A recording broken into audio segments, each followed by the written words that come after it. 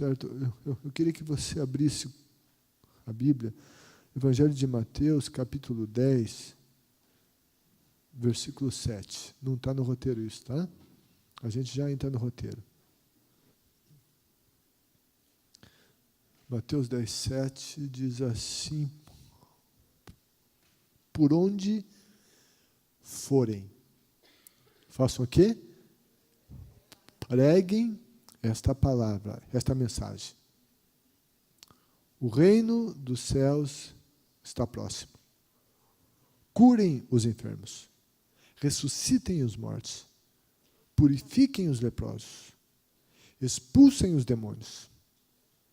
Vocês receberam de graça, deem também de graça.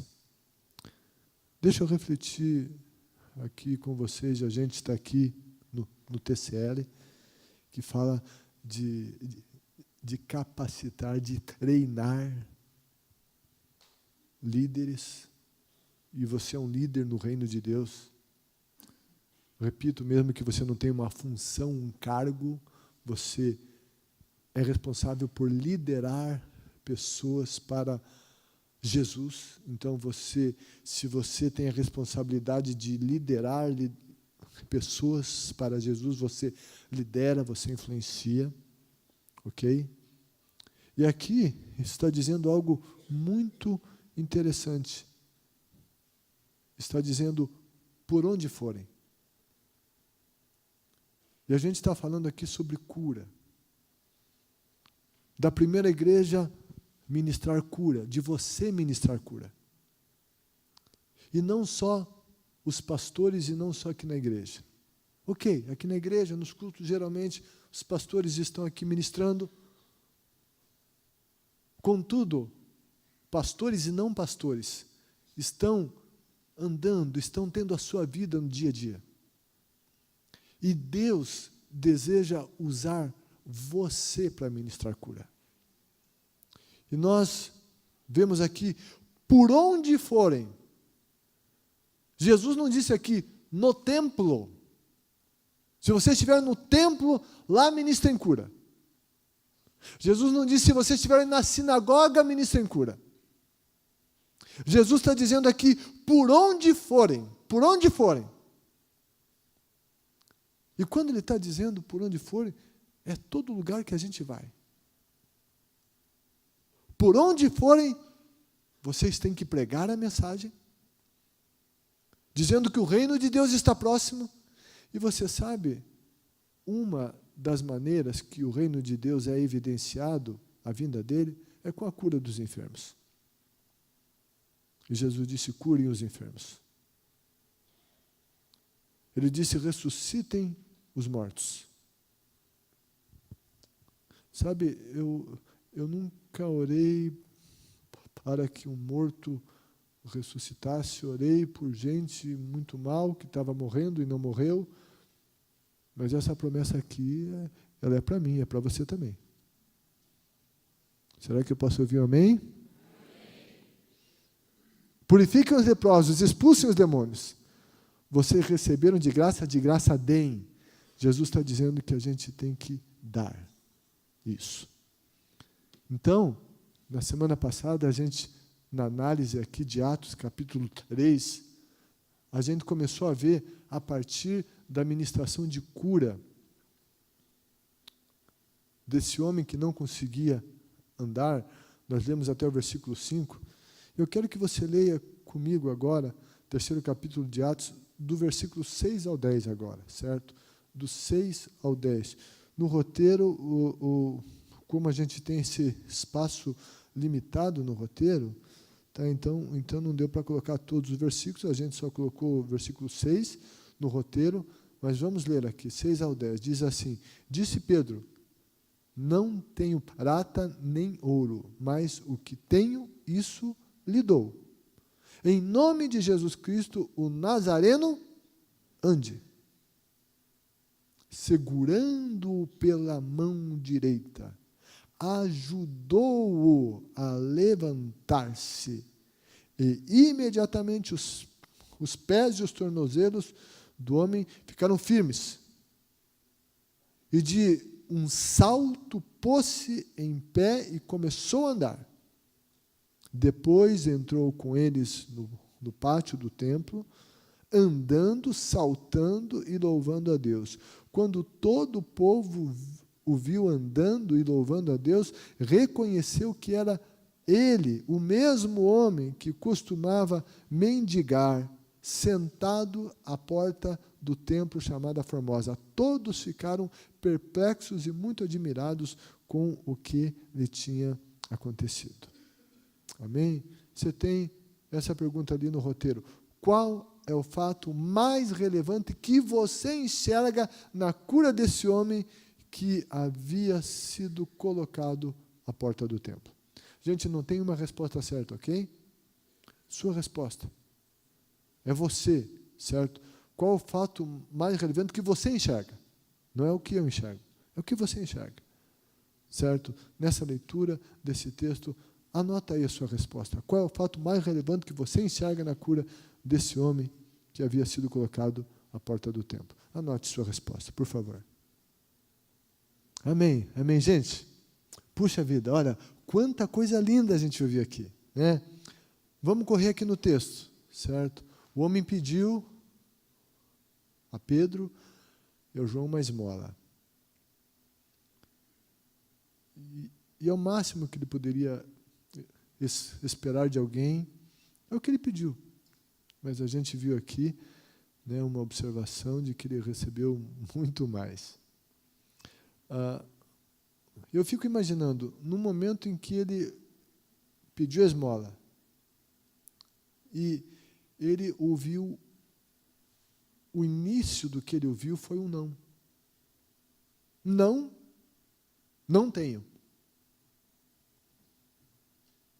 Prata nem ouro. E, enfim, eu sei que isso foi um curto período de tempo, mas a nossa mente vai rápido. Eu fico imaginando que quando ele ouviu essas palavras, ele deve ter ficado muito desapontado. Mas o Pedro continuou. Mas o que eu tenho, isso lhe dou.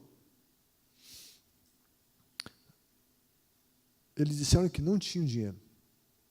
Né? O que eles disseram é que eles, enfim, na verdade, estavam duros. Né?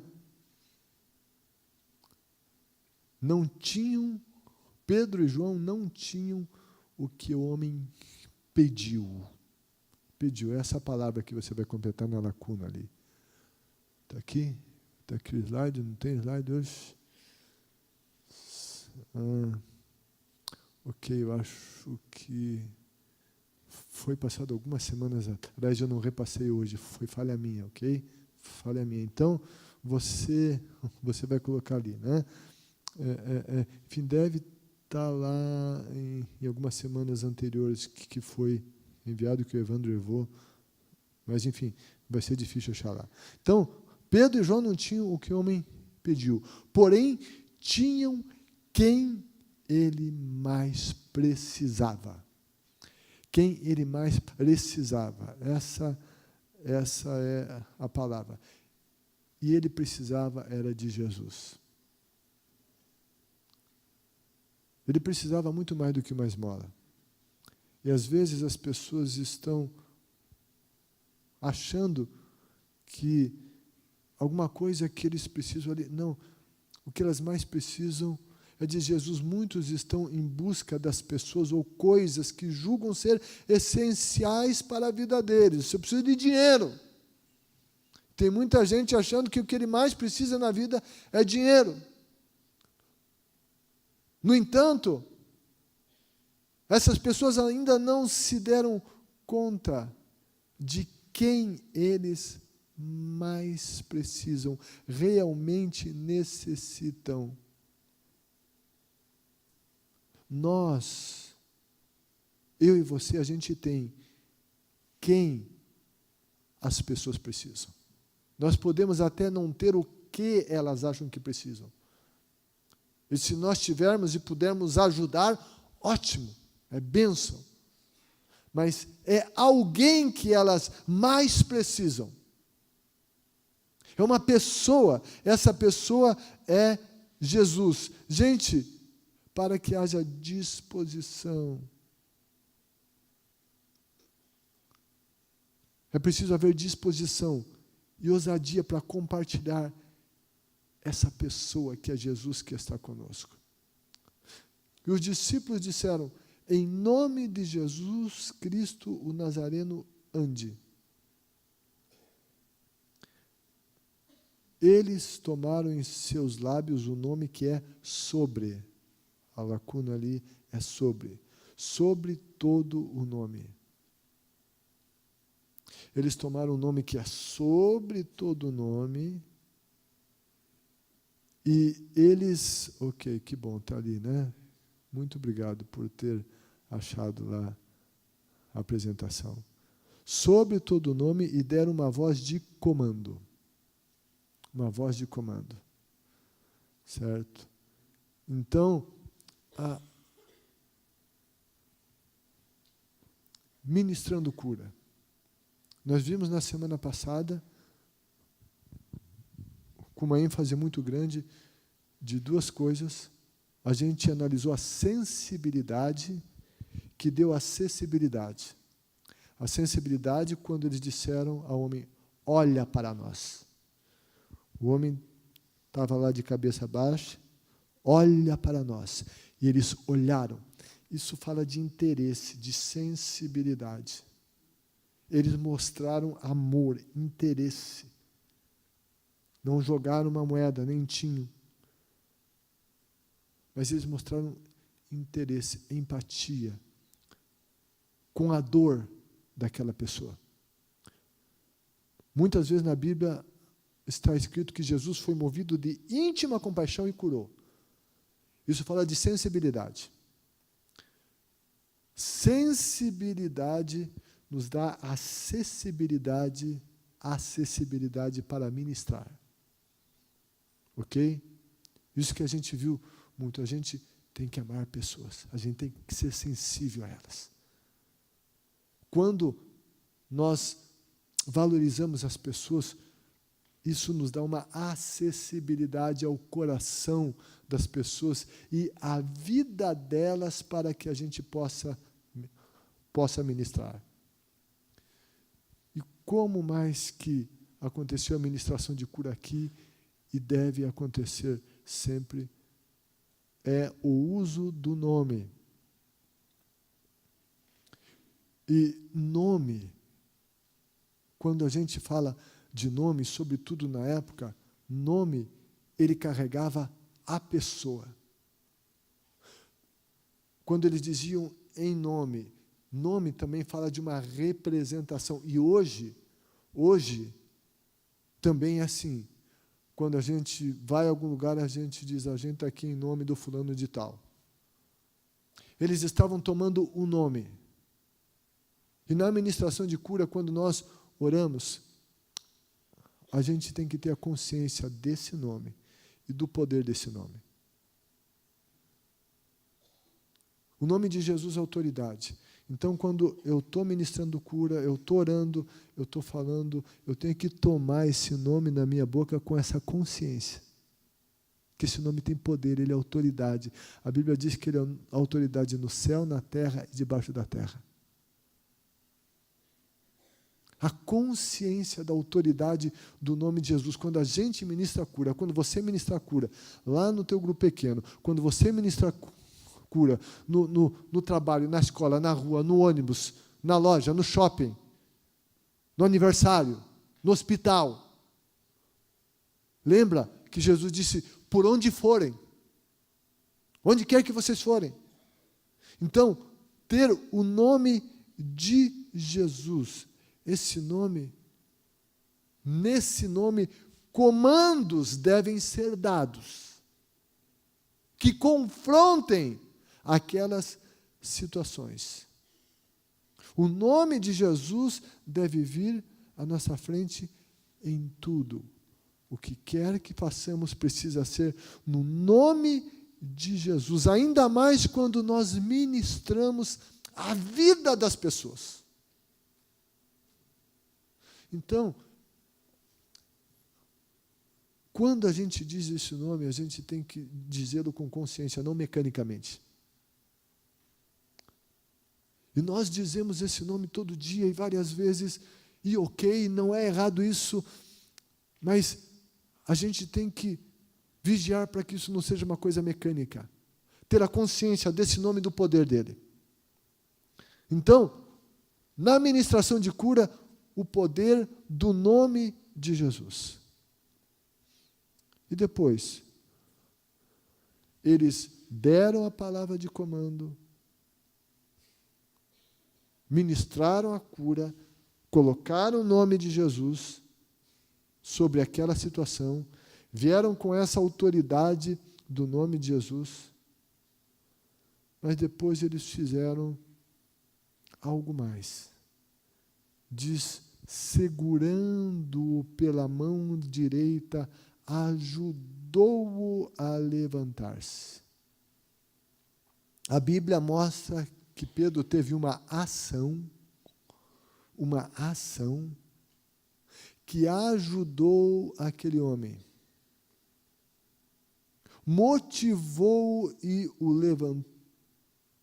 levou a uma iniciativa para que uma caminhada começasse.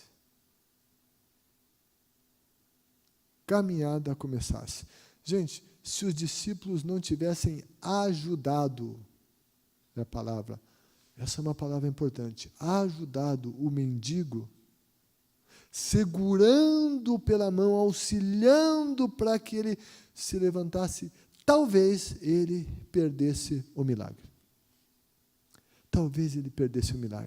E eu digo para vocês que muito milagre é perdido por falta disso. A voz de comando é dada, Deus opera lá, mas a gente dá a voz do comando e fica por isso mesmo e vai embora, e não ajuda, não busca algo mais, falta uma ajuda quando nós ministramos, seja salvação, cura, libertação, alguma outra bênção, nós precisamos estar junto a essas pessoas e ajudá-las, nós precisamos incentivá-las. Quando a gente fala de caminhada de fé, no início da caminhada de fé, para que elas continuem na nova vida com Jesus, às vezes a gente fala de Jesus para as pessoas, e elas recebem Jesus, elas oram recebendo Jesus, e daí a gente deixa elas lá. E a gente não vai pegar essas pessoas na mão para que elas caminhem com Jesus. A gente as abandona. E algo que a gente tem detectado na primeira igreja, que esse tem sido, se não o maior pecado, um dos maiores pecados. A continuidade, a ajuda. A gente fala a palavra de salvação, e daí a pessoa recebe Jesus, amém, foi salva, o sangue de Jesus lavou, o nome foi escrito no livro da vida, mas deixa lá. E se a gente não pegar na mão e não levá-la, ela não vai viver a nova vida com Jesus. Se a gente só fala, ela recebe e deixa ela lá, é lá que ela vai ficar, ela não vai andar. A gente tem que ajudar as pessoas a andar na sua fé. Isso tem a ver com a questão da caminhada de fé. E em outras coisas, sabe, a gente tem que ajudar as pessoas. Quando as pessoas nascem de novo, elas não sabem andar. E a gente tem que estar com elas, para que elas comecem, e daí não sabe comer direito, tem que dar de comer. Lembra que a gente lançou aquele desafio dos cartões? É dar de comer na boca do nenê. É ajudar a andar, ajudar a caminhar. Esse desafio continua. Então tem todo esse aspecto de ajudar. Mas veja bem, vamos pensar aqui nessa questão de ministração de cura. Muitas vezes é importante, além de decretar uma palavra de cura, a gente a gente pedir um movimento, uma reação, uma ajuda. Vem cá. Certo? Uma ação de fé. Certo? Orei aqui no ombro, doendo, não mexia. Certo? Eu lanço um desafio. Vou lançar aqui um desafio. Mexa um pouco o teu ombro. Eu ajudo. Eu ajudo. Eu dei um comando. Eu falei em nome de Jesus. Eu declarei uma palavra de cura. Mas se eu só ficar nisso, eu deixá-lo, na cabeça dele, já está um hábito de ficar com o ombro aqui e ele não mexe. E mesmo que ele recebeu uma oração, a convicção dele não mudou.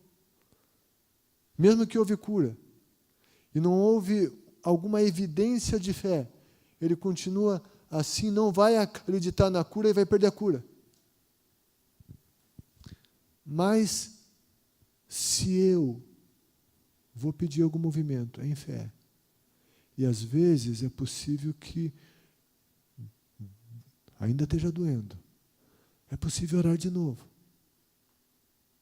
Enfim, buscar uma reação.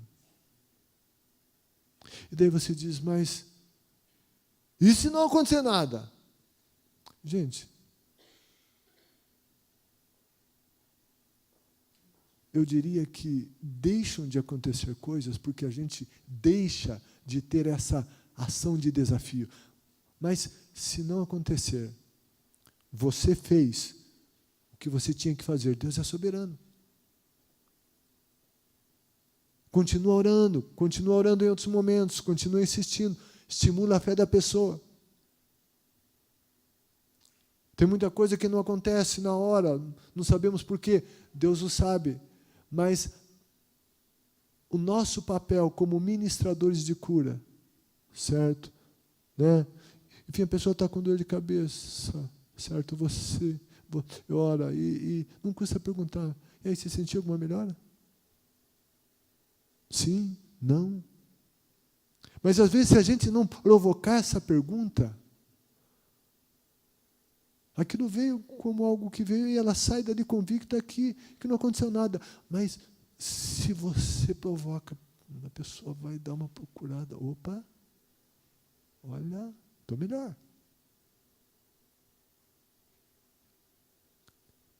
Não tenha medo de pedir uma reação, de alguma maneira você pegar na mão, ajudar, desafiar algum movimento.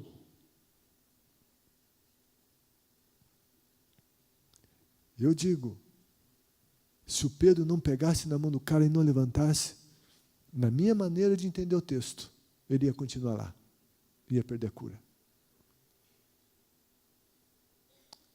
Então, como ministrar cura? É dessa maneira. Veja os lugares que você ministra cura e se adeque ao lugar. Há lugares que você tem que ser muito discreto. Certo? Eu lembro uma vez numa loja que tinha uma balconista, eu estava junto com a Carmen, ela foi ver, não sei se uma bijuteria, alguma coisa. Eu vi que a pessoa não estava muito boa, ela estava com dor, né? Eu fiz essa pergunta, se eu podia orar, ela disse que sim, ou seja, eu estava no shopping, numa loja, eu não ia ficar fechando o olho, orando alto, repreendendo alto, não. Eu tenho que me adequar ao lugar, certo? Em silêncio, eu orei, dei o comando, com os meus olhos abertos. Em nenhum lugar da Bíblia diz que a gente tem que orar com o olho fechado. Né? Não é que eu tenho que fechar o olho para orar. Não, não precisa. Entende? Eu me adequo à circunstância. Se eu estou na rua, se eu estou no mercado, se eu estou na casa da pessoa, eu tenho mais liberdade. Se eu estou no hospital, eu posso orar mais alto, mas se eu estou numa enfermaria, eu tenho que cuidar com o meu volume de voz. Então, nós temos que analisar e perceber o ambiente. Se está num GP, enfim, o pessoal sabe, oração rola. Daí você pode orar, você pode, né, falar em alto, quer falar em língua, fala. Né, enfim, você está no GP, é esse ambiente. Mas nós precisamos nos adequar aos ambientes. Muito obrigado. Esse desafio. Enfim, aqui nos cultos, às vezes, igual hoje eu pedi. Quem tinha uma dor não tem mais. O que isso faz? Isso faz com que você dê uma olhada na dor, é ou não é? Né? O joelho, você dá uma mexida no joelho. Né? Você está provocando uma reação da pessoa, certo? Uma ação, uma verificação. Se eu não pedir, você vai se acomodar. E talvez você perca a tua cura. Então, isso que aconteceu aqui com Pedro, ele levantou. Esse milagre resultou não só no benefício físico daquele homem, mas trouxe um testemunho de louvor e glória para Cristo. O texto diz, quando todo o povo ouviu, andando e louvando a Deus, ficaram perplexos e muito admirados. Sabe o que teve aqui? Teve o testemunho. Isso foi espalhado, isso foi contado às pessoas. Foi contado isso para as pessoas. O testemunho foi dado. Houve um sinal. Houve um sinal. Qual que é a função de um sinal? Qual que é? Apontar. Apontar a algum lugar, é ou não é? Alguém. É sinalizar, mas o sinal não é um fim em si mesmo. É um meio. A cura. A cura divina acontece porque Deus ama as pessoas. As pessoas, elas são esse objeto da cura. Contudo, a cura é para sinalizar. É para sinalizar você? É você? Não. É para sinalizar quem? Jesus. A cura desse homem revelou Jesus e apontou para Jesus, honrou Jesus, glorificou Jesus. E Jesus foi glorificado porque o que aconteceu foi anunciado.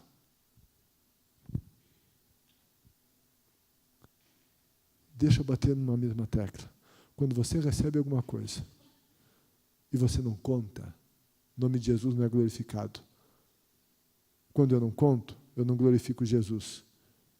E nós roubamos, deixamos de dar, não roubamos, mas deixamos de dar a Jesus a glória que ele deveria de ter.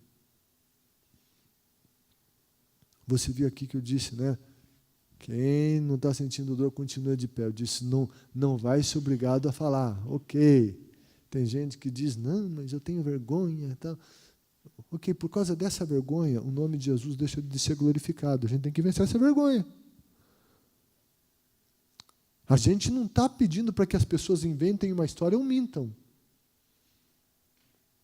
Mas quando você recebe uma cura e não conta aqui ou em qualquer lugar, você está roubando, você está deixando, melhor dizendo, de glorificar a Jesus, e o nome de Jesus deixa de ser mais conhecido. Quando a gente não conta, a gente deixa de edificar a fé das pessoas. Quando a gente se cala, sabe, muitas vezes aquele testemunho que a gente deixou de contar era o meio que Deus queria usar para abençoar outros 2 que estavam lá do outro lado. E a gente não contou, e a bênção não foi para aquelas pessoas por causa do nosso silêncio, por causa dos nossos medinhos, da nossa timidez. Isso é pecado, gente. Isso é pecado. A gente tem que contar em culto, mas não só em culto, aconteceu no culto. Conta para todo mundo que vier à tua frente o que Deus fez na sua vida. O nome de Jesus foi conhecido, honrado e glorificado, porque houve testemunho. Fé foi estimulada, Jesus foi glorificado, teve louvor, sinalizou. Curas são sinais. Sinais da vinda do reino de Deus.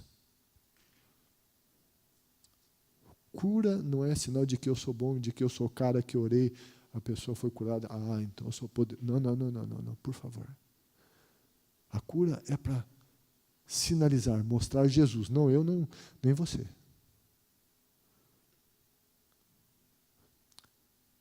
Assim esse homem foi curado.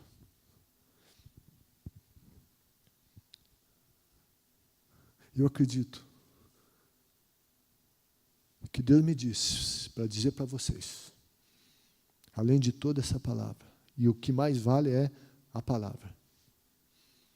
Eu creio que Deus me disse que é para dizer para vocês, que é para você sair por aí orando pelos doentes. Ah, mas se não acontecer, orei por 6, nenhum foi curado, vai no 7º. E vai indo.